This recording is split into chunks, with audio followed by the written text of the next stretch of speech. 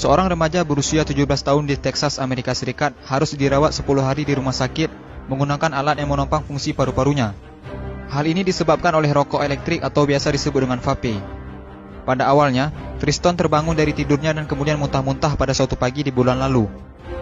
Ia juga mengalami penurunan berat badan drastis yang tidak jelas penyebabnya, demam dan kemudian kelelahan. Remaja tersebut kemudian dilarikan ke rumah sakit. Pada awalnya dokter mengira kondisinya mirip dengan pneumonia. Namun setelah melakukan CT scan, ternyata hasilnya negatif. Kondisi Triston semakin memburuk, paru-parunya gagal berfungsi secara mendadak. Remaja itu pun harus diintubasi atau dimasukkan tabung endotrakeal melalui mulut atau hidungnya untuk menghubungkan udara luar dengan kedua paru-parunya agar paru-parunya tetap bisa berfungsi dengan baik. Seluruh tim medis mencurigai bahwa vape yang diakui oleh Triston telah dikonsumsinya sejak di kelas 8 diduga menjadi biang kerok gagalnya paru-paru Triston. Kami tidak tahu secara pasti apa yang dilakukan oleh Triston, namun ada laporan literatur tentang pneumonitis, hipersensitivitas akibat vaping, kata dokter yang menangani Triston, yaitu Dr. Suzanne Whitworth, dikutip dari Daily Mail. Setelah 10 hari diintubasi, paru-paru Triston kembali pulih, walaupun ia masih harus berjuang keras untuk bernapas dengan baik. Ia bahkan harus kehilangan 13 kilo berat badannya, dan otot kakinya menjadi melemah. Triston juga bahkan harus belajar berjalan kembali.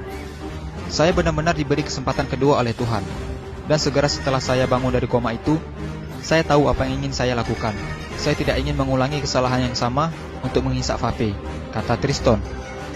Triston berjanji bahwa dia tidak akan nge-vape lagi dan akan menyarankan kepada teman-temannya untuk membuang vape mereka. Kenapa vape berbahaya?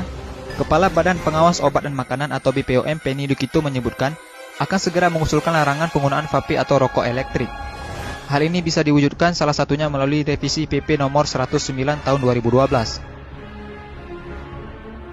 Penny mengungkapkan ada beberapa fakta ilmiah yang telah ditemukan BPOM sekaligus menjadi dasar usulan pelarangan tersebut.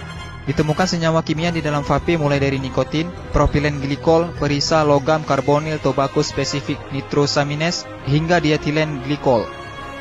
Nikotin sangat berbahaya karena berbagai penelitian juga melihat efek nikotin terhadap otak bisa menyebabkan kanker dan kecanduan.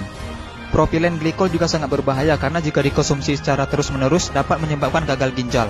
Menurut laporan yang dipublikasikan dalam jurnal Investigate Medicine High Impact Case Reports tahun 2015. Memang vape tidak langsung memberikan dampak buruk bagi kesehatan. Sama seperti rokok, banyak orang yang tetap bisa sehat walaupun merokok.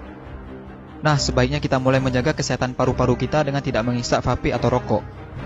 Semoga video ini bermanfaat dan jangan lupa di-share juga sebanyak-banyaknya agar teman-teman kalian tidak ketinggalan informasi penting ini. Dan jangan lupa juga sukai Mozaik Karim lalu klik tombol ikuti lalu klik sekali lagi tombol ikuti lalu pilih lihat dahulu agar kalian tidak ketinggalan video-video menarik lainnya setiap hari. Terima kasih.